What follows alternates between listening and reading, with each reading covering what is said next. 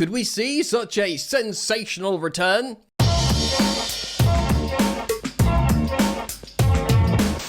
Hey friends, what's going on, and welcome back to Football Therapy with me, your host Jan. I do hope you're doing well, mate. I genuinely do hope that, and welcome back to a Chelsea news video, which is sort of hybrid mixed with a preview of this weekend's game against Wolves, the quintessential must-win Premier League game. Of course, Maresca's Chelsea have just returned from Azerbaijan after a bit of a meh result in performance against Karabakh. He spoke to the press. We'll go through his quotes. There's some sensational transfer news going around the rags. Antonio Rudiger back to Chelsea on a free transfer. He's only 32. What's that, a couple years, 2 or 3 years younger than Virgil van Dijk? I mean, maybe. More reports coming from the continent regarding Maignan, how Chelsea can make a formal approach in January. But are we okay with Rob Sanchez?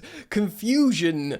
I don't know how to feel. But are we actually okay with Rob Sanchez for a bit? I'm confused and don't know how I feel anymore. And I'll build a lineup for the Wolves game. It's going to be a great video. Thank you for joining me. Thank you as always for supporting the content, for liking, subscribing. Of course, we're closing in dangerously now to 200,000 subscribers. So thank you so much for subscribing. Hit the bell if you do. Hype up the video and all that good gear, mate. And actually, take just a moment and listen to this.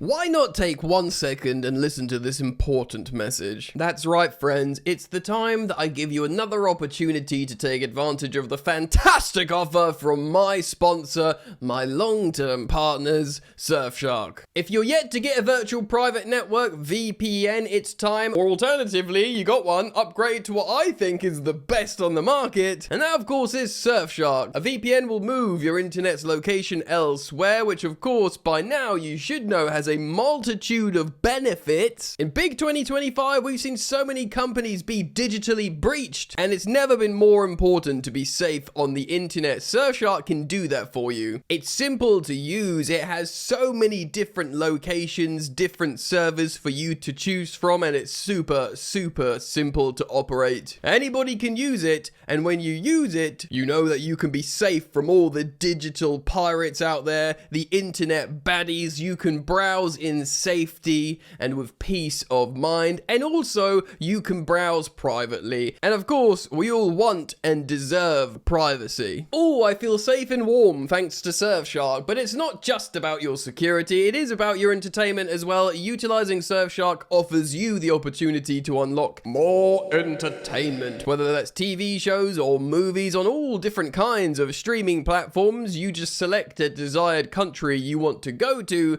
and Surfshark within a second will unlock that country's media library to you. I use it on Netflix all the time, jumping between the UK and USA. Thanks Surfshark, you really do the most. It's a great service, it's easy to use, but fortunately because you're a viewer of my channel, you can also utilize a wonderful deal. When you use my code FOOTBALL on surfshark.com, you get an additional 4 months free. That's an incredible deal. Alternatively, go to surfshark.com/football, or like I said, just use my code FOOTBALL when you check out. You can just click the link on the bottom of this video and go check it out now. It's time, ladies and gentlemen. Thanks to Surfshark, you can browse in safety and you can open up all kinds of new media. Do it now.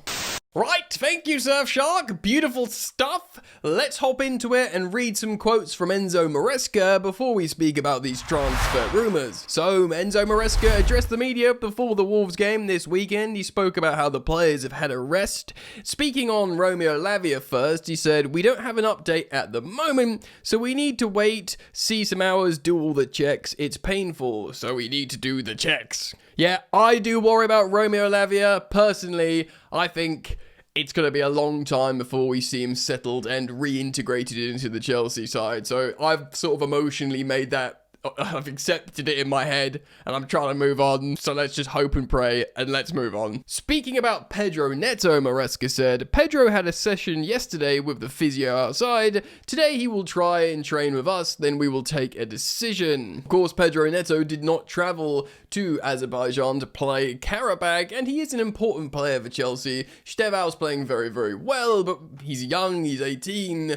We don't want to burn this kid out immediately, especially sending him all around around the world and playing lots of minutes. So Pedro Neto will be really, really important for Chelsea. Speaking on rotation, Maresca said the following: when the rotation is Andre Santos, Jarell Hato, Estevao, international players, it's not about rotation. They are talented. When they are young, you have to give them a chance to make mistakes. He goes on to say, in this moment, football is a bit different to years ago. In terms of physically and intensity, it's impossible to play with the same players for 65 games in the same season. Yeah, this is a huge talking point at the moment, the rotation. Chelsea have made like 85 changes so far this season, 20 more than the next Premier League side or something like that. Of course, we played in the Club World Cup. Who knew about the load management, the burnout? It's sort of like uncharted territory that we're entering in here.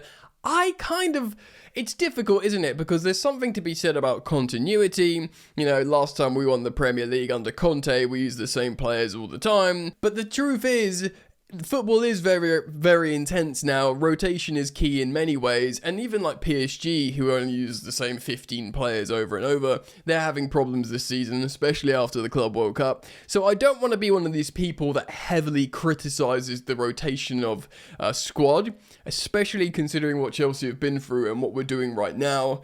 It's very, very difficult to criticize it either way at the moment. We've just got to see how these things play out a little bit more. And he is right, Maresca. We're not bringing in like the kids from the under-21s. Chelsea have got a pretty good squad and we're bringing in talented players. Speaking on how we're doing this season, Maresca says, we'll try to win all the games. I can understand the expectation has raised around the team this season. 11 games last season, we had 19 points. If we win tomorrow, we have more points compared to last season. Are we consistent or not? It's really tough to sort of like say here, because it's not just about the games, it's about the points you're getting out of the opposition as well.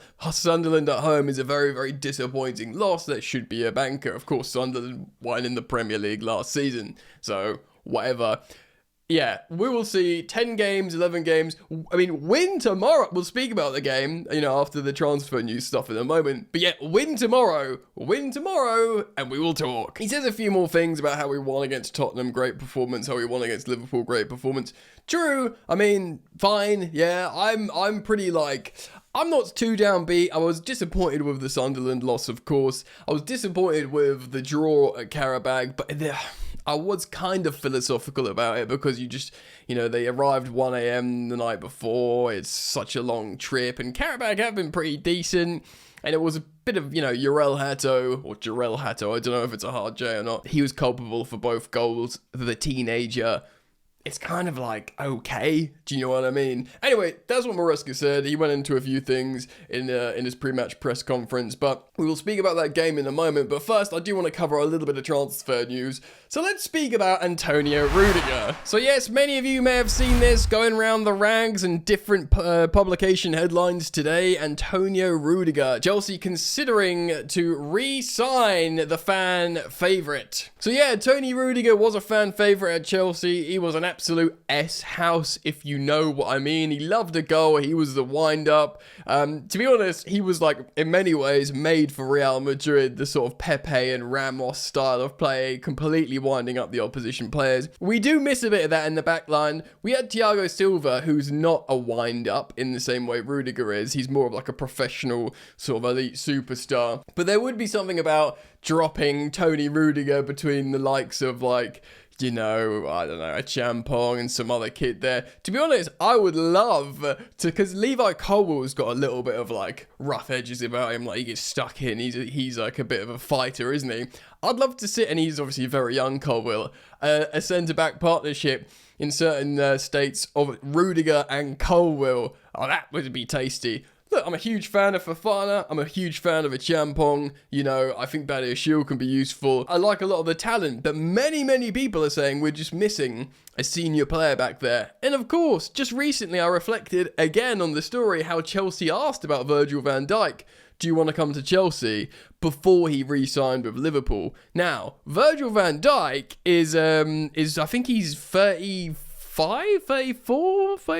He turns 30, so he's 34, so he's a couple of years older than Rudiger. Rudiger's still only 32. For a centre-back, you can get some juice out of him for yeah, like a couple of seasons, you can give him a 2+1 contract on a free transfer. Remember, Chelsea, the new ownership, when they came in, when they bought Chelsea after it was sanctioned from Abramovich, they couldn't believe that Chelsea let Christensen go to Barcelona and Rudiger go to Real Madrid on free transfers. They were like, right, don't ever let that happen again. Start giving them 8 or 9 year contracts. Do you know what I mean? And like, if they don't re-sign, you flog them.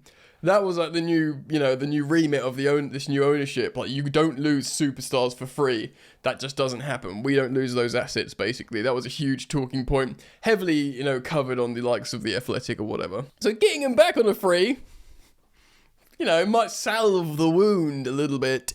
I'll nail my colours to the mast right now. I would endorse it, yeah. Look, he's gone to Real Madrid, he's won titles, he's won the Champions League there, he's done well there. Of course, they've signed Dean Howson. Now, to be fair, I've looked at a few of the articles, he would like to extend with Real Madrid. So, there's that. Do you know what I mean? He would like to go there, but of course, if a deal can't be made or whatever, if they're like, no, we're sort of, Dean Howson starts now, he's the future, and this guy and that guy, then maybe there could be a consideration that he would consider coming home to Chelsea. Now, I say coming home, I don't necessarily think he sees Chelsea as home, but I think he's got a great deal of affection towards Chelsea. I've seen loads of interviews of Rudiger in English as a Real Madrid player, and he holds a great deal of affection for Chelsea. So it'll be interesting to see if he considers making a sensational return to the Blues. And I must say, I'd endorse it. And, we see these briefs, or we read these briefs and reports that Chelsea will sign experienced players if it's a right market opportunity. This would represent that, and I must say, yeah, I'll be down. I'll be down. I think Chelsea would be, happily give him, a base of 200k a week plus bonuses or something like that, because he's a free transfer. I imagine we'll get a sign-on bonus as well. If you can make it work, I'll be very, very happy with that. And yeah, let me know what you think. Would you take Tony Rudiger back on a free transfer at Chelsea as a 32-year-old, to sort of help the talented young players? Right, sticking on transfer news just a little bit, we're going to speak about Maignan now. So, the France number 1 has not nailed his colours to the mast and extended with AC Milan, and probably looks like he's going to move in the summer on a free transfer, or who knows, depending how broke Milan are, maybe they cut their losses and sell him in January. But apparently Chelsea are to make a formal approach for the French number 1. Now, it's around different articles and headlines. I'm not going to go into too many details. It's reports from Spain, some in Italy. We've covered this ground before. But what I really do want to speak about is, shall we? Because as time goes on, and as Rob Sanchez, looks more and more confident in goal, plucking balls out of the air, do we think, let's just see how things go a little bit more? It does, beg the question, if we have an opportunity, let's just say not as a free transfer next summer, because, that's sort of quite in the, forward in time. Let's just do a theoretical question to test you here. If we have an opportunity to sign Maignan in January, so in 2 months, in 2 months' time, in 8 weeks, less than 8 weeks, we got a chance to sign him for, say, £10 million. He's only have 6 months left on his deal. That will still be a premium for a 30-year-old because you're taking him mid-season and it affects the selling club. So let's just say because they wanted 20 million, didn't they? That usually goes down just a little bit. Let's just say 10 million, 12 million euros or something. And Chelsea go, okay, let's think about this. Do you buy Maignan in January and drop him into this Chelsea team? He doesn't know the players. He doesn't know, what little relationship things. So say what you want about any goalkeeper, but when you, like Rob Sanchez, who he's been recently interviewed saying he's in the form of his career at Chelsea, he knows the passing spaces. When centre-backs pass back to the goalkeeper, they know exactly where to put it because of the goal, the shape of how the goalkeeper receives the ball and stuff. Little relationship stuff like that. Do you rip that all up and go, look, Mike Maignan, we got him, chuck him in? Or do you just keep your powder dry, and wait till the summer and see how well Rob Sanchez has played, see how Mike Pender's finished the season at Strasbourg. Do you know what I mean? Like, it's very interesting because I was very firm on sign Mike Maignan, you know, and again, I've not changed my mind properly on Rob Sanchez, so it would be a very appealing, but do you bring him in mid-season? Do you wait and get him on a free? Do you just see, look, we've had enough change at the back, let's just wait? I mean, come next summer, if you sign both Rudiger and Mike Maignan on free transfers, huge. That would be huge high-profile additions. And again, this much criticised at times Chelsea project, you're only signing teenagers from South America, signing two, you know, elite international high-profile names in their 30s in Mike Maignan and Antonio Rudiger. I mean, that would be like very different to what people's recent perception has been of this Chelsea project.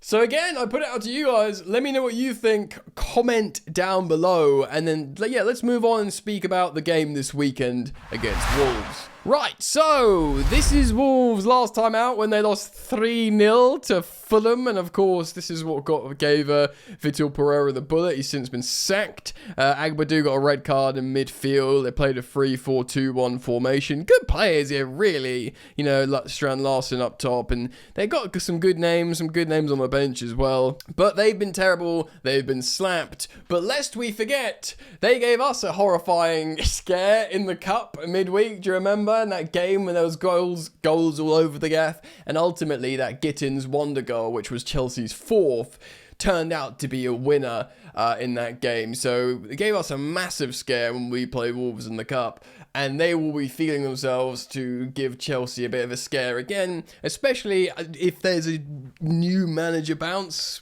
An interim manager bounce, you know, because I don't think they've made a proper appointment yet, or they certainly won't have in the dugout for the Chelsea game. So we got to take it seriously, because they are a team that should not get relegated. I know they're the bottom of the Premier League table, but they shouldn't get relegated in terms of the quality and experience that they've got. And because they played so well against Chelsea recently in that mad game, they'll be thinking, yeah, let's do it again. They've just travelled to, 5,000 miles, whatever it is, to have a bit of a disappointing result against Karabakh. Chelsea will be there for the taking. Let's defeat them. So we got to take it very, very seriously, okay? And with that, I've built a starting lineup, so I'll show it to you now and explain my working. Here we go. This is my starting lineup. Now, I'm trying to take into consideration a little bit of players that are rested, etc., etc. Obviously, it's a 4-2-3-1 in terms of how it's originally listed, but of course, the shape changes in and out of possession. Now, Sanchez, of course, will play in goal. Now, the two rested centre-backs in Trevoh Chalobah and Josh Champong, I think will start this game. Now, I am putting Marc Cucurella in because it's imperative he plays at left back here, and he seems to have a really good fitness record, but I think Reece James will be rested for the start of this game. Of course, he started out in Azerbaijan, and of course, he plays a lot of games. I do think Gusto will come back in. I think he's fit. I think he's good to play, and maybe Reece comes off the bench. It will be Caicedo and Enzo Fernandez in the midfield. Of course, we saw the double pivot midweek of Santos and Lavia, so even though Caicedo had to come on, these will be the starting two midfielders. Similarly, with the wingers, Garnacho will start over Gittins at the left wing. He is the sort of Premier League starting left winger at the moment, and he is rested. I think Neto will be fit to play, personally, and of course, Stevao played 90 minutes, even looks like he had cramp in midweek, so he needs to be rested. And this is the interesting part. I'm playing Delap. I'm starting him up top in the Premier League with Joao Pedro in behind in the number 10.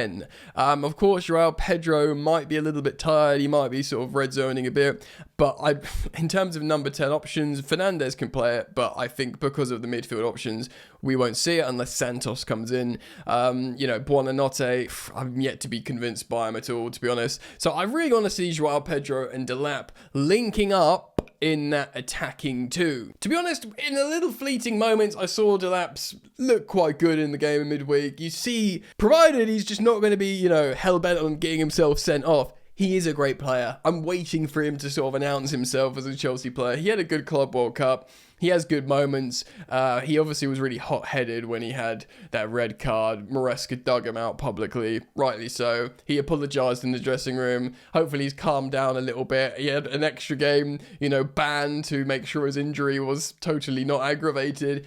Right, now's your chance. Wolves are a physical team. Go and demonstrate your ability, yeah? Go and do it. Now, I think this is going to be a tough game. I do think we win, but then again, I thought we win against Karabag, but I do think we win this game. I do think we don't keep a clean sheet, though. First choice defenders, Caicedo starting from the beginning, I do think it will be helpful, but I'm going to go for a 3-1 Chelsea win and, good players coming off the bench. Maybe like Stevauer can only play 20 minutes or whatever, but I like Neto starting. I know he doesn't excite as much as Stevauer, but for the moment, just as many senior big boys, of course, he'll be playing against his former club, which I think they give him a good reception. I don't think they boo him or whatever. I'm pretty sure they sort of receive him well. So that's what I'm going for. And oh my God, I hope we win. So I'm going to go for a 3-1 Chelsea win. Good options off the bench. For Maresca to make some in-game changes should he need to. And just starting chemistry of Caicedo, Fernandes together. And Delap starting the game. I want to see Delap start, yeah? I want him to start and get 60 minutes. Maybe he can't play 90, but I want him now to play the 60. Do you know what I mean? So start the first half, get 15 in the second. Hopefully we're in a good position. But guys, let me know what you think. Leave your thoughts, your comments down below. I'm very keen to hear them. Thank you for liking and subscribing. Of course, very close to 200k. Do check out Surfshark. It's a great VPN. I use it all the time. And if you use my code FOOTBALL, you do get 4 months free, which is pretty dope. And of course, there'll be a link in the description. So check that out, man. Other than that, see you soon. See you after the game. Peace. You ain't so tough with that bad boy tuck. I'ma get it how I'm living, I'ma walk the walk. Outline my lines, I rap through thought. Body bag the verse, outlined in chalk. In my life seen trouble, hustle on the double. Silence on the trigger like my pick got a muzzle. Yo, chick like to guzzle, bad boy stay in trouble. I only love this paper, sorry I don't. I laugh me, baby.